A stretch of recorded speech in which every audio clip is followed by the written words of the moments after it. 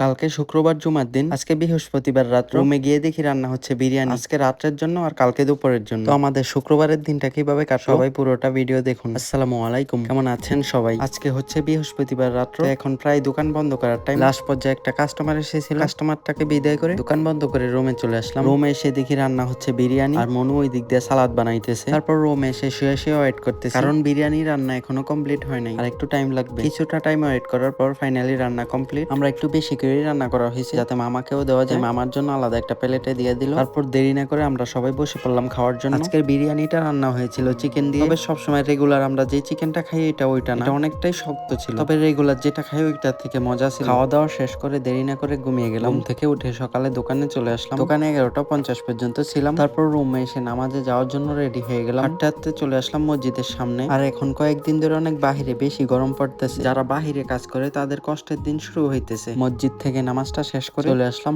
রুমে এসে দেরি না করে খাবার খাওয়ার জন্য বসে পড়লাম। আর বিরিয়ানি তো কালকে রাতেই বেশি করে রান্না করা ছিল, যাতে আজকে দুপুরেও রান্না করতে না হয়। তারপর দেরি না করে খাবারটা শেষ করে 1 ঘন্টা ঘুমিয়ে বিকাল 4টা 50 দোকানে চলে আসলাম। দোকানে এসে আর কি করবো, এখন কাস্টমার নাই, একটু পর কাস্টমার আসা শুরু হবে। তো আজকে ছুটির দিন। তো আজকের ভিডিওটা এই পর্যন্তই ছিল। কেমন লাগলো সবাই জানাবেন। আল্লাহ হাফেজ।